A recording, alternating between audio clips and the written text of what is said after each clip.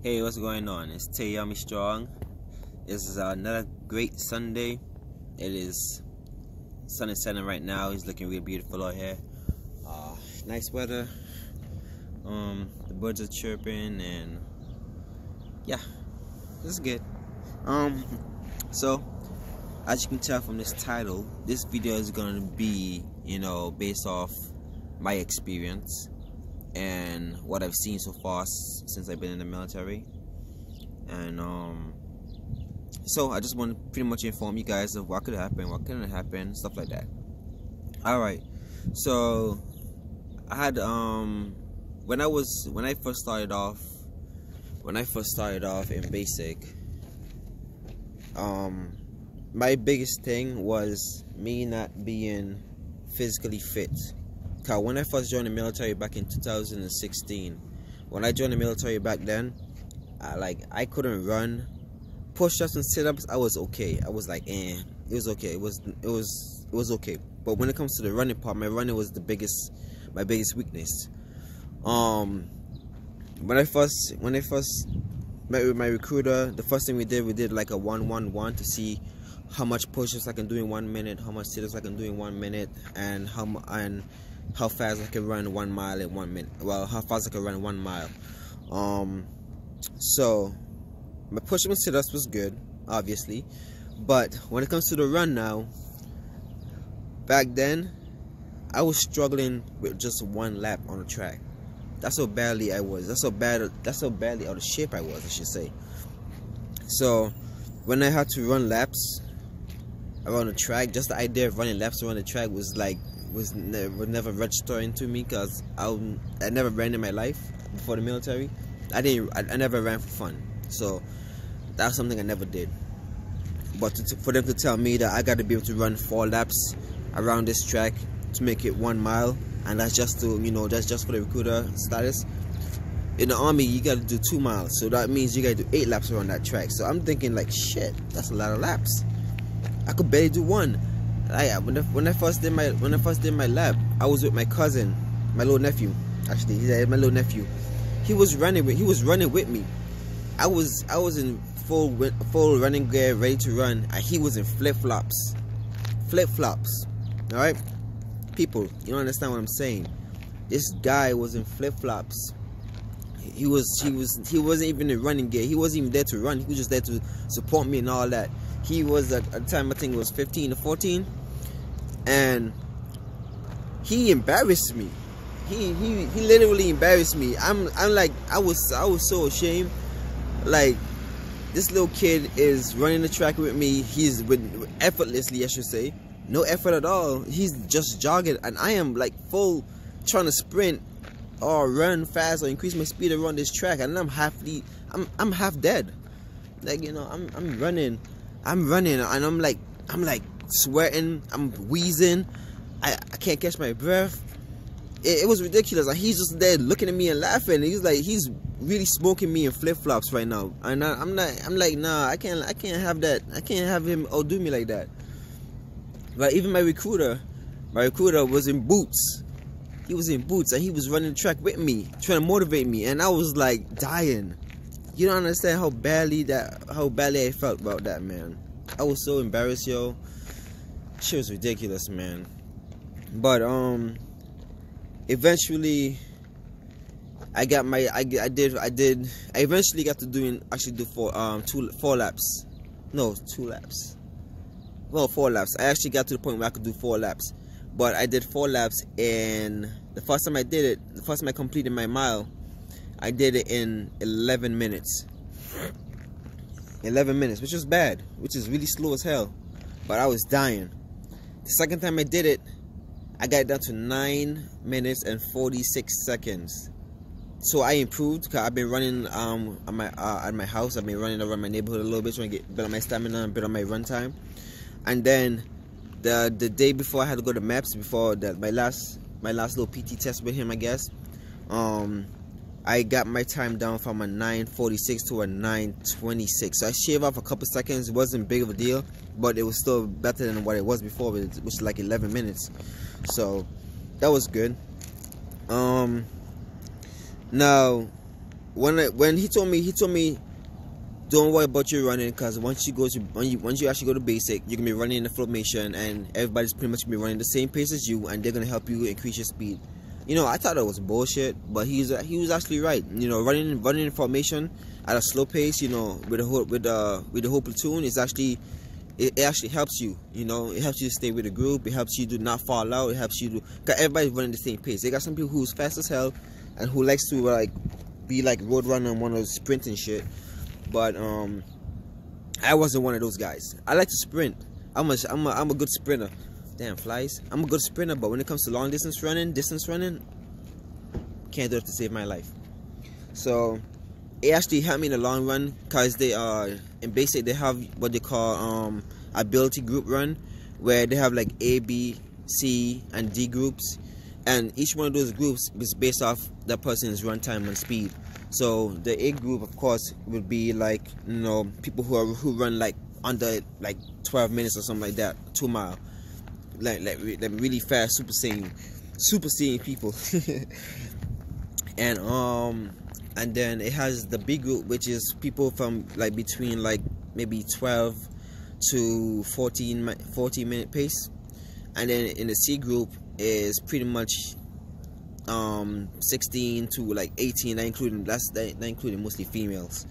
And then there's D group, which includes anybody who's like over 20 minutes for do a 2 mile. So those was the ability group run categories, and who fellas and what. So I finally made my way all the way up to B group, which was pretty impressive since I was coming from C group. But eventually in basic, my run time did actually get better and did increase, so it was actually pretty good. Now the question that everybody is probably wondering, you know, who has never been fit, who has never did any PT in their life, who's still brand new to actually doing shit like that, what happens if you fail your PT test in basic? Okay, so this is what can happen depending on what phase that you're in, whether it be red phase, white phase, or blue phase. Blue phase is like the last time that they tell you, hey, this is your last PT test for this for basic, so you gotta pass it. But for those people who don't pass, I'm gonna tell you what's gonna happen. But let me start from the beginning first. So when you go to basic, the first thing they give you is they give you another 1-1-1 assessment to see how much push-ups you can do. It's kind of like a guideline to see where you at as far as being physically fit and what group you're gonna fall into when it comes to the ability group run. So that's what that does. So in basic, you get about 4 PT tests. You get the 1-1-1, and then for each phase that you level up, you take another PT test to see how much you improved. Now, for those people who make it all the way to blue phase, and they tell you, hey, this is your last PT test to pass, you got to improve. If you don't improve, you're gonna get chaptered out and this and that. I'm gonna tell you what really happens, okay? Because basic training and drill sergeants are instructed to pass a certain amount of soldiers, they're not gonna kick you. Okay, so let's say they got 60 soldiers in a platoon. They're recommended to, or they have to pass a certain amount to graduate. They can't say, okay, 30 of y'all didn't pass your PT test, so y'all getting kicked out. No, they can't do that, because they gotta meet their quota too, and they're not there to break soldiers. They're there to build them and train them into being soldiers. So what happens is when you fail your PT test, if you fail that last PT test, like I was scared to death that I was gonna fail my last PT test, and so I was hauling ass. You know, let me tell you my PT test score was. My PT test score from my 1-1-1 before when I got to basic was 29 push-ups, 27 sit-ups, and my run time was 11:45 again. So that's bad. Alright, that's bad compared to some other people. I was struggling with push-ups. I couldn't do push-ups and shit. I thought I was good in push-ups, but apparently I'm not. I hit muscle failure real quick. Then when it comes to the second PT test, I improved. My push-ups went up, my sit-ups went up, but my time now was 20 minutes and a couple seconds. I can't remember the exact time. That was my first run. That was my first PT test, official PT test. My second one, my push-ups and sit-ups increased again, but my run time, because at that time I was injured. I injured my knee because when we got smoked so much times, and I hit my knee in the pavement, so that kind of set me back a little bit. So my run time was like 25 minutes for 2 miles, so that was really bad. Then my third PT test I took, my push-ups and sit-ups kept increasing while my run time got higher and higher. So my last PT test, I got it down to, from 25, I got it down to like 23 minutes, which was still bad. It was still bad. So it was, my time I had to beat at the time, I was 28. My run time I had to beat was 16:36, and I was running 21 minutes at that time. So I had a lot of work to do. My last PT test, when they told me if I don't get this right, I'm gonna get recycled into the next into another company that's gonna start basic training all over again, and now I had to do everything all over again, and I wasn't trying to do that shit. So my last PT test, I was hauling ass. Whether my foot was hurting or not, I was hauling ass. When I finished, I finished with 16 minutes, and I was supposed to be 16:36. I hit 16:26. So I was like 10 seconds short from passing. Right? What happened was my third PT test, right?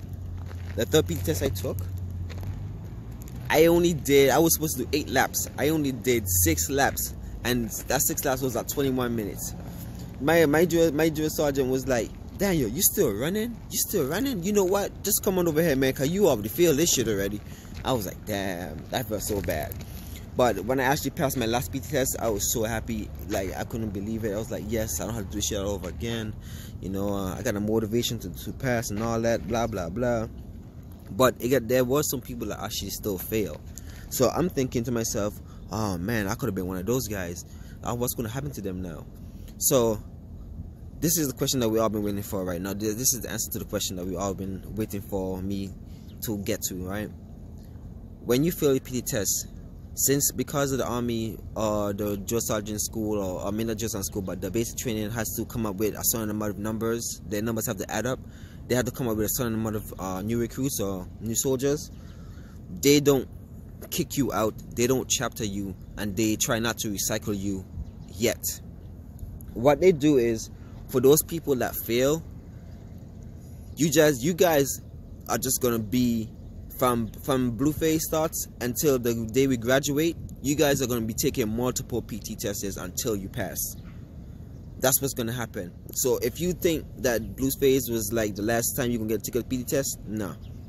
What's gonna happen is, them drill sergeants are gonna work with your asses. You're gonna wake up at 4 o'clock in the morning, and you gonna be cold, hot, sunny, sleet, whatever. You're gonna be out there, and you gonna be taking another PT test.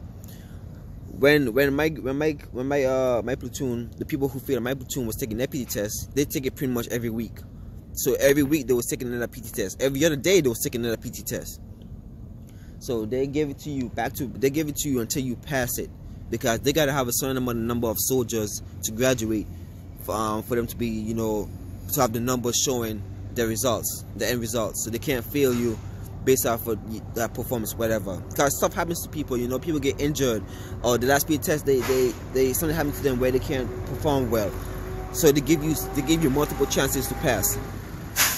I'm not saying when you go to blue phase to fail your PT test because you're gonna have multiple chances. No. Based off my experience and my company in Delta at Fort Jackson, I can't remember the name of the battalion, is 161, I think. 161. 6116 161. I don't know which one it was, but it was something based off of my time in basic and what happened with my soldiers or my battle buddies when they failed. That's what happened. They pretty much take that PT test over again until they pass, and they actually did. So for those who still end up failing because whatever reason, those are the ones that got recycled. And it wasn't a lot. It was like probably like 2 or 3 people that didn't pass, and they actually got recycled. out of the 10 people that actually fail altogether. So that's what you guys can expect. That's what's gonna happen. So don't worry about if you fail your PT test. Don't start freaking out. Just make sure that you guys get in shape and get yourself together. Keep working at it. Keep improving your run. When it comes to the ability group run, do it. The 6120s are really gonna help. 6120s is basically you're gonna run around in a circle around your company, whatever. You run for 60 seconds as fast as you can, and then you cool down for 120 seconds, which is a minute and 20 seconds. So that actually helps you a lot. So you run for a minute, you run as fast as you can for a minute, and then you cool down for a minute and 20 seconds.